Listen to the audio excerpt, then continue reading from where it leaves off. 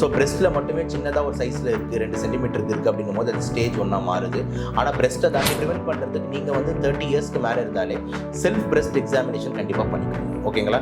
Daily குளிக்கும் போது நீங்கள் இன்ஃபெக்ஷன் மாதிரி கிரியேட் பண்ணி வீக்கத்தை கிரியேட் பண்ணி அப்படியே வளர்ச்சியாக ஆரம்பிச்சிடும். ஸோ அதனால் ஃபெப்ரவரி அப்போ வந்து 25-30 வயசு இருக்கவங்க எனக்கு தெரிஞ்சு கவர்மெண்ட்லாம் ஃப்ரீயாக போடுறாங்க. போயிட்டு ஒருத்தரும் அந்த மகப்பேறு வார்டில் போய் கேளுங்க. பிரெஸ்ட் கேன்சர் நீங்கள் தின்றதை டாமினோஸ் KFC தடுங்க. ஹலோ யுவர்ஸ், இன்னைக்கு நம்ம கூட டாக்டர் சபரிநாத் ரவிச்சந்திரன் தான் இணைஞ்சிருக்காரு. அவர்கிட்ட பெண்களுக்கு வரக்கூடிய கேன்சரை பற்றி கேட்டு தெரிஞ்சுக்கலாம் வாங்க. வணக்கம் சார். வணக்கம் மேடம். சார், இப்போ பார்த்தீங்கன்னா பெண்களுக்கு மெயினாக பிரெஸ்ட் கேன்சர் அப்படின்ற ஒரு விஷயம் வருது. இந்த பிரெஸ்ட் கேன்சர் எதனால வருது, அது எப்படி உருவாகுது? இது வந்து மார்பக புற்றுநோய்னு சொல்லுவோம். இது வந்து பார்த்தீங்கன்னா லேடிஸ்க்குன்னு வரக்கூடிய ஸ்பெசிஃபிக்காக ஒன் ஆஃப் த கேன்சர். மேல்ஸ்க்கு வந்து அந்த அளவுக்கு வந்து பிரச்சனை கிடையாது. ஏன்னா வந்து மேலுக்கு வந்து பார்த்தீங்கன்னா மார்பக பகுதி பெருசாக இருக்காது. ஓகேங்களா? ஸோ ஃபீமேல் பிரெஸ்ட் பொறுத்த வரைக்கும் வந்து அதில் நிறைய அடிப்போஸ் டிஷ்யூ, அதாவது கொழுப்பு சத்து, கொழுப்பு ரொம்ப அதிகமாக இருக்கும். அதுதான் பிரெஸ்ட் டிஷ்யூனாலே கொழுப்பு தான் அப்படின்லாம் நம்ம கணக்கு எடுத்துக்கணும். மெயின் வேலை வந்து பால் செக்ரீஷனுக்கு வந்து அது ரொம்ப யூஸ்ஃபுல்லாக இருக்குது. அதேமாதிரி ஹார்மோனல் ரெகுலேஷன்ஸ்க்கும் அது யூஸ்ஃபுல்லாக இருக்குது. இப்போ ஃபீமேல்ஸ்க்கு வர கேன்சர் பொறுத்த வரைக்கும் காரணங்கள் என்ன அப்படின்ற மாதிரி எடுத்துக்கிட்டிங்கன்னா நிறைய காரணங்கள் அடிக்கிட்டே போகலாம். அதில் முதல் முக்கியமான காரணம் வந்து பார்த்தீங்கன்னா அட்வான்சிங் ஏஜ். ஓகேங்களா?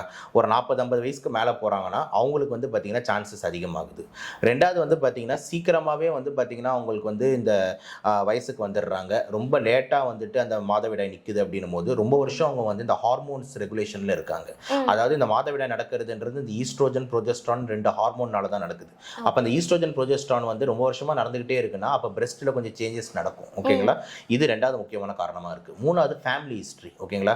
யாருக்காவது தாத்தா பாட்டி இந்த மாதிரி ஃபேமிலியில் யாருக்காவது இந்த பிரெஸ்ட் கேன்சர்ஸ் இருந்தால் இவங்களுக்கு வர்றதுக்கான வாய்ப்பு இருக்குது. நாலாவது, எனக்கு தெரிஞ்சு பிரெஸ்ட் கேன்சர் நான் இப்போ தான் கேள்விப்படுறேன். அப்போ காலத்துலேருந்து அது இருக்கு? கண்டிப்பாக இருக்குது. ஓகேங்களா? அதில் என்ன டவுட்? கண்டிப்பாக இருக்குது. அப்புறம் நாலாவது வந்து ஜெனட்டிக் ரீசன்ஸ்னு சொல்கிறோம். ஜெனட்டிக்ஸ் பொறுத்த வரைக்கும் வந்து ஒரு சில ஜீன்ஸ் BRCA1, BRCA2, HER2/neu இந்த மாதிரி நிறைய ஜீன்ஸ் இருக்குது. இந்த ஜெனட்டிக் ரீசன்ஸ்னாலே வர்றதுக்கு வந்து வாய்ப்பு இருக்குது. 4. அஞ்சாவது வந்து பார்த்தீங்கன்னா வந்துட்டு அவங்களுக்கு வந்து இந்த ஹார்மோன் ரீப்ளேஸ்மெண்ட் தெரப்பின்னு சொல்லிட்டு நிறைய லேடிஸ் சில பேர் ட்ரீட்மெண்ட்டில் எடுப்பாங்க. ஓகேங்களா? கொஞ்சம் அவங்களுக்கு வந்து மற்ற இந்த மாதவிடாய் ப்ராப்ளம்காகவோ இல்லைனா வந்துட்டு ஒரு சில அளவுக்கு சார்ந்த ப்ராப்ளம்காகவோ எமோஷனல் ஃப்ளக்சுவேஷன்ஸ் காரணம்காகவோ இந்த மாதிரிலாம் இந்த HRT எடுத்துக்கிட்டு இருப்பாங்க. இந்த மாதிரி over hormones, oestrogen hormones, progesterone hormones உள்ள உட்கொள்றதுனாலேயே வருது. அப்புறம் 6வது ரொம்ப பெரிய பிரெஸ்ட் சைஸு. ஓகேங்களா? ஓவர் ஒபிசிட்டி, ரொம்ப வெயிட் அதிகமாக இருக்குது, பிரெஸ்ட் சைஸ் ரொம்ப பெருசாக இருக்கும் போது அதுலேயே மாற்றங்கள் ஏற்படுறதுக்கு வாய்ப்பு இருக்குது. ஸோ இந்த மாதிரி அடிக்கிட்டே போகலாம். இதே மாதிரி வந்து பார்த்தீங்கன்னா இந்த அடிக்கடி சில பேர் போய் எக்ஸ்ரே எடுத்துகிட்டு வர்றது, CT எடுத்துகிட்டு வர்றது, இந்த ரேடியேஷன், இந்த கதிர்வீழ்ச்சி அதிகமாக பட்டு அந்த பிரெஸ்ட் டிஷ்யூ வந்து டிஃப்ரெண்ட்டாக மாறுறதுக்கு வாய்ப்பு இருக்குது. ஸோ இது எல்லாமே வந்து பார்த்தீங்கன்னா இந்த பிரெஸ்ட் கேன்சர் வர்றதுக்கு முக்கியமான காரணமாக இருக்குது. டாப் ஒரு 3 இம்பார்ட்டன்ட் காரணம்னு எடுத்துக்கிட்டிங்கன்னா கண்டிப்பாக ஏஜ், அதே மாதிரி அந்த ஈஸ்ட்ரோஜன் ஹார்மோன்ஸ் எவ்வளோ படுது, அதே மாதிரி பார்த்தீங்கன்னா ஃபேமிலி ஹிஸ்ட்ரி எல்லாமே கருத்தில் எடுத்துக்கலாம். ஓகே, இந்த பிரெஸ்ட் கேன்சரோட அறிகுறிகள் எப்படி இருக்கும்? இதில் எத்தனை ஸ்டேஜ் இருக்குது? இப்போ கேன்சர்னா ஒரு 4 ஸ்டேஜ் இருக்கும்ல, அந்த மாதிரி இந்த பிரெஸ்ட் கேன்சருக்கு எத்தனை ஸ்டேஜ் இருக்குது? ஸ்டேஜ்னும் போது எல்லா கேன்சருக்குமே 4 ஸ்டேஜ். ஓகேங்களா? அது பிரெஸ்ட்னு மட்டும் இல்லை, எந்த கேன்சர் எடுத்தாலும் 4 ஸ்டேஜ். அதில் முதல் ஸ்டேஜ்ன்றது அந்த உறுப்பு சார்ந்ததாக இருக்கும். 4வது ஸ்டேஜ்ன்றது உடம்பு ஃபுல்லாக பரவுனதாக இருக்கும். இது வந்து நீங்கள் யூனிஃபார்மாக எல்லா கேன்சருக்கும் அப்ளை பண்ணலாம். நுரையீரல் ஆரம்பிச்சு ஹார்ட்டில் ஆரம்பிச்சு எல்லா இடத்துக்கும் அப்ளை பண்ணலாம். ஸோ பிரெஸ்ட்டில் மட்டுமே சின்னதாக ஒரு சைஸில் இருக்குது, 2 சென்டிமீட்டருக்கு இருக்குது அப்படின்னும் போது அது ஸ்டேஜ் 1 மாறுது. ஆனால் பிரெஸ்ட்டை தாண்டி பக்கத்து பிரெஸ்ட்டுக்கு போயிடுச்சு, நுரையீரலுக்கு போயிடுச்சு, ஹார்ட்டுக்கு போயிடுச்சு, எல்லா இடத்துக்கும் பரவிடுச்சு அந்த கேன்சர், ஸ்டேஜ் 4 மாறுது. ஸோ ஸ்டேஜ் 4ன்றது மெட்டாஸ்டசிஸ். ஓகேங்களா? அறிகுறிகள் என்ற ஆஸ்பெக்டில் நீங்கள் கேட்ட பொறுத்த வரைக்கும் அறிகுறிகள் பொறுத்த வரைக்கும் பார்த்தீங்கன்னா ரொம்ப இம்பார்ட்டண்ட்டாக நிறைய டைம் வந்து லேடிஸ் வந்து குளிக்கும் போதே இதை கண்டுபிடிக்கலாம். ஓகேங்களா? ஸோ அவங்கவுங்க தான் வந்து குளிக்கும் போது அவங்க வந்து அந்த இடத்தெல்லாம் தடவுவாங்க. அந்த சோப்புக்கு போடும்போது இந்த செல்ஃப் பிரெஸ்ட் எக்ஸாமினேஷன்ன்றது ஒன்று நடக்கும்போது என்னடா என்னமோ உருள்து அப்படின்ற மாதிரி அவங்களுக்கு ஃபர்ஸ்ட் ஃபீல் ஆகும். ஸோ பிரெஸ்ட்டில் வந்து ஒரு லம்போ உருள்ற மாதிரி அவங்களுக்கு ஒரு ஃபீலிங் கிடச்சதுன்னா உடனே போய் டாக்டரை போய் பார்க்கணும். என்னது இது அப்படின்ட்டு. நிறைய டைமில் அது சும்மா சிம்பிள் கொழுப்பு கட்டியோடு இருக்கலாம், ஆனால் துரதிருஷ்டமாக சில நேரத்தில் கேன்சர் கட்டியாக கூட இருக்கலாம். அதனால் வந்து பார்த்தீங்கன்னா உடனே நம்ம போயிட்டு வந்து டாக்டர் போய் பார்க்கணும். ஸோ இந்த சிம்டம்ஸ் பொறுத்த வரைக்கும் ஏதோ உருள்துன்றது தான் மெயின் சிம்டம். ரெண்டாவது தான் பார்த்தீங்கன்னா உங்களுக்கு இந்த வலி வர்றதோ, இல்லை பிரெஸ்ட் வந்து ஷேப் மாறுறதோ, இல்லைனா வந்துட்டு அந்த நிப்புன்னு சொல்லக்கூடிய அந்த இடத்துலேருந்து பார்த்தீங்கன்னா பால் வர இடத்துலேருந்து பார்த்தீங்கன்னா சீல் வர்றதோ, ரத்தம் வர்றதோ, இதெல்லாம் வந்து பார்த்தீங்கன்னா அடுத்தடுத்தான விஷயங்கள். ஆனால் காமனாக நடக்கிற மெயின் விஷயங்கள் அப்படின்னு எடுத்துக்கிட்டிங்கன்னா வந்துட்டு நான் சொன்ன இந்த 4 விஷயங்கள் தான், இந்த 4 சிம்டம்ஸ் தான். இந்த பிரெஸ்ட் கேன்சரை வராமல் நம்மளால தடுக்க முடியுமா? கண்டிப்பாக நம்ம வந்து ப்ரிவென்ட் பண்ணுறது கொஞ்சம் காஷன்ஸ்லாம் எடுக்கலாம். இப்போ எக்ஸாம்பிள் ஹெல்த்தி லைஃப் ஸ்டைலில் இருக்கிறது, எக்ஸசைஸ் பண்ணுறது, வெயிட்டை கம்மியாக வச்சுக்கிறது, ரொம்ப குண்டாக பெரிய சைஸ் பிரெஸ்ட்டாக இல்லாமல் வந்து பார்த்தீங்கன்னா வெயிட் லாஸ் பண்ணி வந்துட்டு கொஞ்சம் வந்து கம்மி சைஸில் நம்ம வந்து வச்சுக்கிறது, இதெல்லாம் வந்து நம்ம கையில் இருக்கிற விஷயம். அதுக்கப்புறம் தேவையில்லாமல் இந்த கருத்தடை சாதன பொருட்கள்னு சொல்லக்கூடிய அந்த hormone replacement therapy, abortion bills, இந்த மாதிரி மென்சஸ் இப்போ தள்ளி போயிடணுன்றதுக்காக வேணுன்ட்டே போடுறது, மென்சஸ் சீக்கிரம் வந்துன்றதுக்காக மாத்திரை அதிகமாக போடுறது, இந்த மாதிரியான இந்த கருத்தடை மாத்திரைங்கெல்லாம் வந்து யூஸ் பண்ணுறதை முற்றிலும் வந்து நம்மளால முடியும். ஸோ இதுவும் நம்மளால் தடுக்க முடியும் நினச்சா. அதே மாதிரி தேவையில்லாமல் போய் எக்ஸ்ரேவோ சிடியோ இந்த கதிர்வீச்சு தெரிஞ்சே போய் வாங்கிக்கிறது, இந்த மாதிரி விஷயங்களை நம்மளால் தடுக்க முடியும். டயட்டை பொறுத்த வரைக்கும் ஆன்டி ஆக்சிடென்ட்ஸ் நிறைய லேடிஸ் பெருசாக எடுக்கிறதே இல்லை. அதாவது என்னென்னு சொல்கிறதுனா காய்கறி பழங்கள் எடுக்கிறது இல்லை. எல்லாருமே நிறைய பார்த்தீங்கன்னா வந்துட்டு மார்னிங் வந்து பார்த்தீங்கன்னா ஏஞ்ச உடனே வீட்டில் பெருசாக சாப்பிட்றது இல்லை. மத்தியான நேரம் பாய் ஃப்ரெண்ட் பிரியாணி கடைக்கு கூட்டு போயிடுறான். நைட்டு வந்து பார்த்தீங்கன்னா வேறு ஏதாவது வந்து பார்த்தீங்கன்னா இந்த KFC சிக்கன் பீஸா பர்கர்னு போய் அடிச்சிடுறது, ஐஸ்கிரீம்னு சாப்பிட்றது. இப்படின்னு சாப்பிடும் போது பார்த்தீங்கன்னா ஹெல்த்தியான டயட் உள்ளே போக மாட்டேங்குது. யாருமே வந்து பார்த்தீங்கன்னா இந்த ஜூஸ் கடையிலையோ ஃப்ரெஷ் ஜூஸ் கடையிலையோ பழங்கடையிலையோ கூட்டமே இருக்கிறது இல்லை. டாமினோஸில் KFCயில் தான் கூட்டம் குவியுது. ஓகேங்களா? அப்போ அதுலேருந்து நம்மளுக்கு என்ன தெரியுது அப்படின்னு பார்த்தீங்கன்னா வந்துட்டு ஹெல்த்தியான டயட்ன்றதை யாரை பெருசாக விரும்ப மாட்டேன்றாங்க, விரும்பி சாப்பிட மாட்டேன்றாங்க. அப்போ இது எல்லாமே லேடிஸ் பண்ணணும் அப்படின்றது நம்மளோட பாயிண்ட்டாக வந்து இருக்குது. ஸோ அது மட்டும் இல்லாமல் ப்ரிவென்ட் பண்ணுறதுக்கு நீங்கள் வந்து 30 இயர்ஸ்க்கு மேலே இருந்தாலே செல்ஃப் பிரெஸ்ட் எக்ஸாமினேஷன் கண்டிப்பாக பண்ணிக்கோங்க. ஓகேங்களா? டெய்லி குளிக்கும் போது நீங்களே வந்து ஒரு நிமிடம் வந்து உங்களோட பிரெஸ்ட்டை அழுத்தி பார்த்துக்கலாம். ஏதாவது டவுட் இருந்தால் நீங்கள் வந்து உடனே போய் பார்க்கலாம். அதே மாதிரி இந்த 35-40 இயர்ஸ் மேலே இருக்கிறவங்க மேமோகிராஃபின்ற டெஸ்ட் வந்து பார்த்தீங்கன்னா வருஷத்துக்கு ஒரு வாட்டியாவது எடுத்து பாருங்கள். ஓகேங்களா? மேமோகிராஃபின்றது ஒரு எக்ஸ்ரே, அது வந்து பிரெஸ்ட்டுக்கு மட்டும் எடுக்கிற ஒரு சாஃப்ட் டிஷ்யூ எக்ஸ்ரே. அதில் ஏதாவது சின்னதாக இருக்கான்னு ஒரு ஸ்க்ரீனிங் மாதிரி நம்ம பண்ணி பார்க்கலாம். ஸோ இதெல்லாம் பண்ணி நம்ம தடுக்க முடியுன்றது நம்ம பார்வையாக இருக்குது. Okay sir. இப்போ அடுத்ததாக பார்த்தீங்கன்னா பிரெஸ்ட் கேன்சர் மட்டும் இல்லாமல் லேடிஸ்க்கு கர்ப்பப்பை வாய் புற்றுநோய் அப்படின்னு ஒன்று வருது. ஸோ அதை பற்றி நீங்கள் சொல்கிறீங்களா? கர்ப்பப்பை வாய் புற்றுநோய் பொறுத்த வரைக்கும் வந்து இங்கிலீஷில் மெடிக்கலாக சொன்னால் சர்வைக்கல் கேன்சர்னு சொல்லுவாங்க. இப்போ நம்ம லேடிஸ்க்கு வந்து பார்த்தீங்கன்னா குழந்தை வந்து தங்கி வளர்ற இடம் வந்து யூட்ரஸ். ஓகேங்களா? யூட்ரஸ் தான். அந்த யூட்ரஸோட வாய் பகுதி தான் வந்து பார்த்தீங்கன்னா சர்விக்ஸ். ஓகேங்களா? கர்ப்பப்பை அது வழியாக தான் குழந்தை வந்து வெளியே வந்து நம்மளோட வெஜைனா ட்ராக்குக்கு வந்து குழந்தை வெளியே வருது. ஓகேங்களா? இன்டர் கோர்ஸ்னு நடக்கிறது வந்து பார்த்தீங்கன்னா அந்த வெஜைனால. ஓகேங்களா? ஆனால் அதுக்குள்ளே இருக்கிறது தான் அந்த சர்விக்ஸ் ஓட்டை. அது உள்ளேருந்து தான் நம்ம யூட்ரஸ் அப்படியே பெருசாக போகுது. ஸோ இந்த கர்ப்பப்பை வாய் புற்றுநோயின்றது அந்த சர்விக்ஸில் வர்றது தான் அந்த கர்ப்பப்பை வாய் புற்றுநோய். இதுக்கு வந்து பொறுத்த வரைக்கும் பார்த்தீங்கன்னா நம்ம இந்தியாவில் வந்து லேடிஸ் வந்து இறக்கிறதுக்கு ஒரு முக்கியமான கேன்சர் வந்து பார்த்தீங்கன்னா இந்த சர்வைக்கல் கேன்சராக தான் இருக்குது. வேர்ல்டு லெவலில் பிரெஸ்ட் கேன்சர் அதிகமாக இருந்தாலும் இந்தியாவில் சர்வைக்கல் கேன்சர் தான் ரொம்ப அதிகமாக இருக்குது. ஆனால் இதில் துரதிருஷ்டமான செய்தி என்ன அப்படின்னு பார்த்தீங்கன்னா இது தடுக்கக்கூடிய ஒரு கேன்சர். நினச்சா நம்மளால் அதை ப்ரிவென்ட் பண்ண முடியும் கேன்சர். ஏன் அதை நம்ம தடுக்கக்கூடியன்னு சொல்கிறோன்னா இதோட காரணம் அப்படி. இதற்கு வரதுக்கு முக்கியமான காரணம் என்னன்னு பார்த்தீங்கன்னா ஒரு வைரஸ். அந்த வைரஸ் பேர் வந்து HPV. அப்படின்னா என்னன்னா ஹியூமன் பேப்பிலோமா வைரஸ்ன்னு சொல்கிறோம். HPV வைரஸ் 16 மற்றும் 18 தான் பார்த்தீங்கன்னா அந்த கர்ப்பப்பை வாய் புற்றுநோயை மெயினாக காஸ் பண்ணுது. ஓகேங்களா? HPV 16 and 18. ஸோ இந்த HPV 16 and 18 பொறுத்த வரைக்கும் வந்துட்டு நம்மளால் நினச்சா தடுக்க முடியும். எப்படின்னா ஒரு தடுப்பூசி அதுக்கு இருக்குது. ஓகேங்களா? அது பேர் தான் HPV வேக்சின். இது எத்தனை லேடிஸ் எடுத்திருக்காங்க? இப்போ 25 வயசுக்குள்ளே எடுக்கணுன்றாங்க, 30 வயசுக்குள்ளே எடுக்கணுன்றாங்க. இது எத்தனை லேடிஸ் எடுத்திருக்காங்கன்றனா கிடையாது. ஓகேங்களா? ஸோ அதனால தான் சொல்கிறேன் இது முக்கியமான வந்து தடுக்கக்கூடிய ஒரு கேன்சர்னு சொல்லிட்டு. சரி, இந்த HPV வைரஸை தாண்டி வேற எது சர்வைக்கல் கேன்சர்ஸை உண்டு பண்ணோம் அப்படின்ற மாதிரி எடுத்துக்கிட்டிங்கன்னா ரொம்ப இம்பார்ட்டண்ட்டாக மல்டிபிள் செக்ஷுவல் பார்ட்னர்ஸ். இது ரொம்ப ரொம்ப இம்பார்ட்டன்ட்டு. ஏன்னா வந்து ஒரு பார்ட்னர் மட்டும் இல்லாமல் நிறைய பார்ட்னர் போனீங்கன்னா அவருக்கு வந்து அந்த ஆண்குறியில் என்ன கிருமி இருக்குன்னு நம்மளுக்கு தெரியாது. ஓகேங்களா? நிறைய ஆண்களுக்கு HPV கிருமி இருக்கும். ஸோ அதை வந்து நம்ம வந்து காண்டம்ஸ் எதுவுமே யூஸ் பண்ணாமல் நம்ம மல்டிபிள் செக்ஷுவல் பார்ட்னர்ஸ் வந்து பார்த்தீங்கன்னா கல்ச்சருக்கு போகிறோம் அப்படின்ற மாதிரி இருந்ததுன்னா ஈஸியாகவே இந்த HPV வைரஸ் வந்து உள்ளே நுழைஞ்சிரும். அப்படி உள்ளே நுழைஞ்சிருச்சு அப்படின்னா அந்த கர்ப்பப்பை வாயில் வந்து பார்த்தீங்கன்னா ஒரு மாதிரி இன்ஃபெக்ஷன் மாதிரி கிரியேட் பண்ணி வீக்கத்தை கிரியேட் பண்ணி அப்படியே வளர்ச்சியாக ஆரம்பிச்சு விட்ரும். ஸோ அதனால் சர்வைக்கல் கேன்சருக்கு இந்த HPV வந்து பார்த்தீங்கன்னா முக்கியமான காரணம். அதுக்கு இன்னொரு முக்கியமான காரணம் வந்து மல்டிபிள் செக்ஷுவல் பார்ட்னர்ஸ்ன்றது ரொம்ப ரொம்ப முக்கியம். ஓகேங்களா? அதனால் காண்டம்ஸ் யூஸ் பண்ணுறது வந்து ரொம்ப முக்கியம். மல்டிபிள் செக்ஷுவல் பார்ட்னர்ஸ் இருக்கிறவங்களை சொல்கிறேன். ஓகேங்களா? இது வந்து முக்கியமான காரணம்.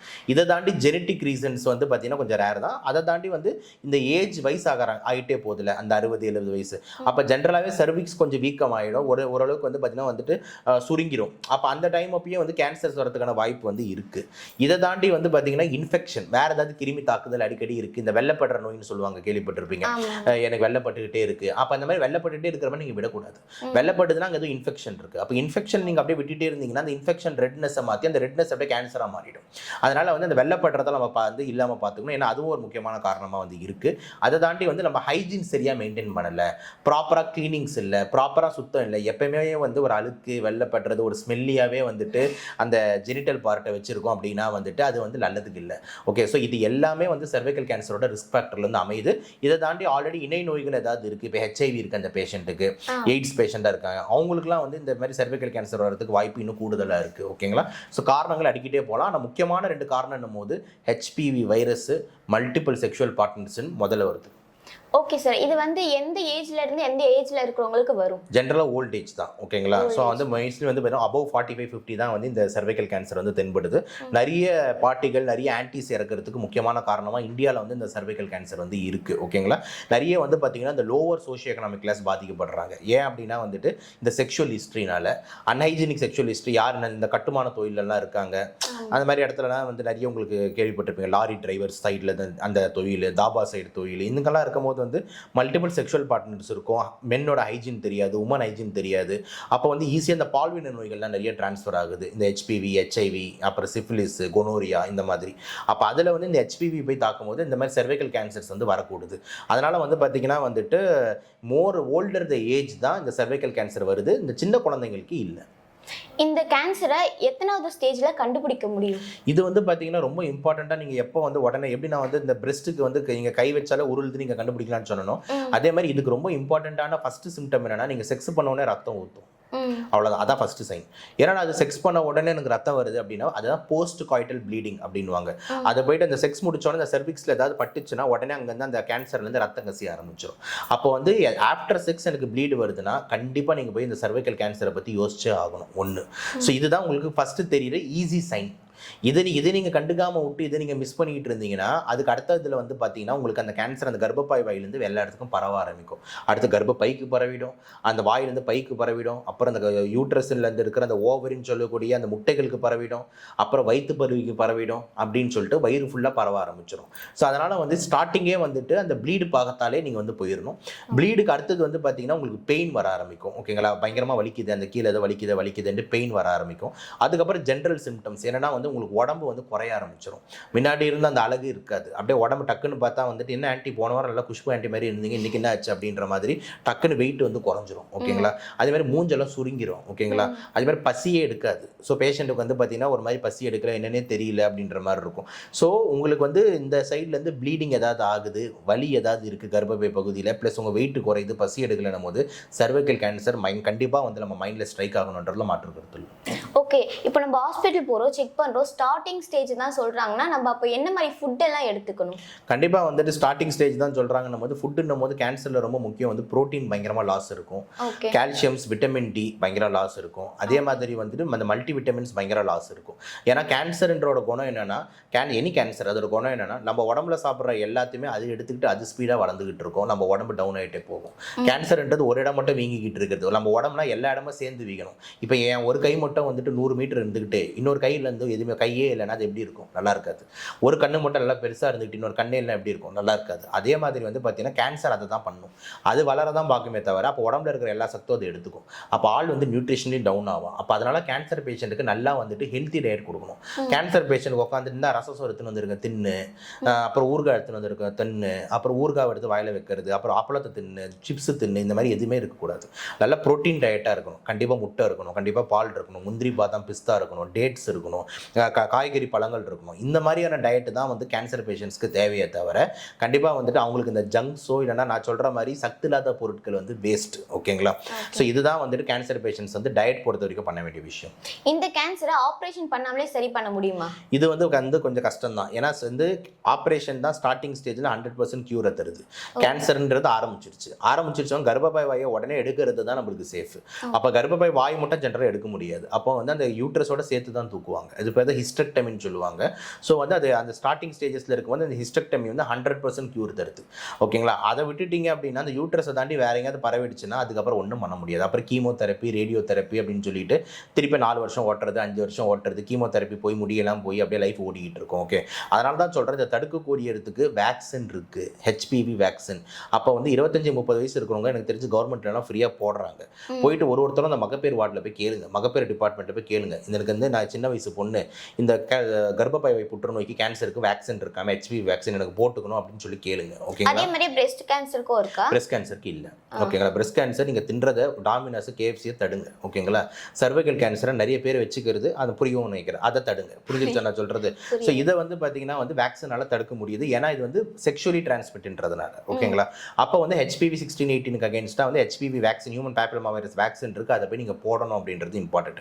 அதே மாதிரி இந்த மாதிரி யங் ஏஜ் இந்த செக்ஷுவலி ஆக்டிவ் உமன்ஸ்க்கு வந்து வருஷத்துக்கு ஒரு வாட்டி பேப் ஸ்மியர் எடுத்து பார்க்கணும். பேப் ஸ்மியர்ன்றதுனா அந்த ஓஜி மகப்பேறு டாக்டர் வந்துட்டு ஒரு ஸ்லைடை வந்து அந்த இடத்துல எடுத்து ஒரு ஸ்மியர் மாதிரி பண்ணுவாங்க, ஒரு சின்ன டிஷ்யூ எடுத்து. அதில் வந்து என்ன தெரியும்னா நம்மளுக்கு வந்து அந்த கேன்சரோட ஸ்டார்டிங் ஸ்டேஜ் ஏதாவது இருக்கா, அது அப்நார்மல் செல்ஸ் இருக்கான்னு தெரியும். இதெல்லாம் ஸ்க்ரீனிங், இதெல்லாம் வந்து வருமுன் காக்கும். இப்போ அடையார் கேன்சர் இன்ஸ்டியூட் போனீங்கன்னா அவன் பெரிய போர்டு வச்சிருக்கான் வெளியே. என்ன வச்சிருக்கான் அப்படின்னு பார்த்தீங்கன்னா, try to prevent cancer, don't try to fight cancer, don't try to cure கேன்சர்ன்றான். என்ன சொல்கிறேன், கேன்சரோட சண்டை போடணும்னு நினைக்காத, கேன்சர் வந்ததுக்கப்புறம் சரி செய்யணும்னு நினைக்காத, உஷாராக வந்து கேன்சர் வராமல் என்ன பண்ணுறதுன்னு பார்த்துக்க நினை அப்படின்றான். ஸோ அதுதான் வந்துட்டு நல்ல ஒரு தெளிவான முடிவாக இருக்கும்னு நினைக்கிறேன். ஓகே சார், இந்த கர்ப்பப்பை வாய் கேன்சர் இருக்கிறவங்களுக்கு ப்ரெக்னென்ட் ஆக முடியுமா? கண்டிப்பாக கேன்சர் இருக்கும்போது எப்படிமா ப்ரெக்னென்ட் ஆக முடியும்? புரியுதா நான் சொல்கிறது? அது யாருக்கு நல்லது? கேன்சர் இருக்கும்போது அந்தமாவே உயிர் பிழைக்க முடியுமான்னு தெரியாத விஷயமா இருக்கு. ஸ்டார்டிங் ஸ்டேஜ் அவங்களுக்கு தெரியவே தெரியாது, அந்த மாதிரி ஸ்டார்டிங் அவங்க ப்ரெக்னெண்ட்டாக இருக்கும்போது அது வந்து கேன்சர் வந்துருச்சுன்னா அபார்ட் பண்ணிட்டு அந்த கேன்சரை முதல்ல சரி பண்ணுறது தான் நம்ம வேலையாக இருக்கணுமே தவிர அந்த குழந்தைய வளர்த்துலாம் இது பண்ண முடியாது. குழந்தைக்கும் அது பரவும், சப்போஸ் குழந்தைக்கு பரவுறதுலாம் இல்லை, இறந்துருவாங்க. ஓகேங்களா? ஏன்னா அந்த குழந்தை பெற்றெடுக்கிறது நீங்கன்னா இன்னைக்கு ப்ரெக்னென்ட் ஆகிட்டு நாளைக்கு குழந்தை உங்களுக்கு வெளியே வந்துருமா? 10 மாதம் ப்ராசஸ், 10 மாசத்துல ஆளே இருக்க மாட்டாங்களே. புரியுதா நான் சொல்றது? ஸோ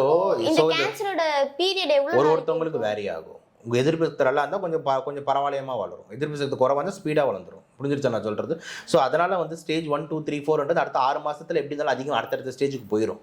அப்படின்னும் போது கண்டிப்பாக ப்ரெக்னென்சியில் அலோவே பண்ண மாட்டாங்க. புரிஞ்சிருச்சா சொல்கிறது? It is very dangerous. அது யூஸும் கிடையாது. அம்மாவே போயிட்டு பிறகு குழந்தை இருந்தால் என்ன, இல்லைன்னா என்ன? புரிஞ்சிருச்சா நான் சொல்கிறது? ஸோ அதனால் உங்களுக்கு குழந்தை ஆசை இருந்ததுன்னா வந்து என்ன பண்ணணும்னா, உங்களோட எக்ஸை வந்து உடனே வந்து அந்த லேபுக்கு கொடுத்து ஃப்ரீஸ் பண்ணிவிட்டு உங்கள் யூட்ரஸை உடனே வந்து ரிமூவ் பண்ணிவிட்டு கேன்சர் ஃப்ரீயாக மாறிடணும். அந்த எக்ஸ் இருந்ததுன்னா அந்த எக் எடுத்துட்டு இன்னொரு குழந்தைய வெளியே வந்து ஆர்டிஃபிஷியல் இன்செமினேஷன் வழியாக வந்துட்டு நம்ம ஃபெர்டிலைசேஷன் டெக்னிக்ஸ்ன்னு சொல்கிறோம்ல, ஐவிஎஃப்னு சொல்கிறோம்ல, இந்த ஐவிஎஃப் டெக்னிக்ஸ் மூலிமா வெளியே ஒரு குழந்தைய பெற்றெடுக்கலாம். புரியுதா நான் சொல்கிறது? இல்லை அந்த முட்டையை வச்சு வேற ஒரு அம்மா வயிற்றில் வந்து நம்ம பெற்றெடுக்கலாம், சரகெட் மதர்ன்னு சொல்கிறோம். இந்த மாதிரி நிறைய பிரபலங்கள்லாம் இப்போ பண்ணுறாங்களே. ஓகேங்களா? அவங்க குழந்தை பெற்றுக்கிறது இல்லை, நிறைய நடிகைகள்லாம் பார்த்தீங்கன்னா அவங்க குழந்தைய பெற்றுக்கிறது இல்லை. ஏன்னா அந்த குழந்தை பெக்கிற ப்ராசஸில் அழகு போயிடுது அப்படின்னும் போது வேற ஒரு வாடகை தாயை வந்து எடுத்துக்கிறாங்க. அந்த மாதிரி ப்ராசஸ் பண்ணலாமே தவிர கேன்சர் இருந்துக்கிட்டு யாரும் ப்ரெக்னன்சிலாம் கண்டினியூ பண்ண முடியாது. கேன்சர் இருந்தால் கேன்சர் தான் பிரைம் ப்ராப்ளம். ஓகேங்களா? உனக்கு அம்மா முக்கியமாக குழந்தை முக்கியமாக, இவ்வளோ தான் பார்க்கணும். அப்படி குழந்தை முக்கியம், நான் பரவாயில்ல கேன்சர் இருந்தாலும்னா நீ பாதி வயிறு நீ காலி ஆகிடுவியே, நீ காலியான குழந்தைய காலி ஆகிடுவேன், அப்புறம் என்ன யூஸு? ஓகே சார், இவ்வளோ நேரம் எங்ககிட்ட நிறைய இன்ஃபர்மேஷன் சொன்னீங்க, ரொம்ப தேங்க்ஸ். வாய்ப்புக்கு நன்றி.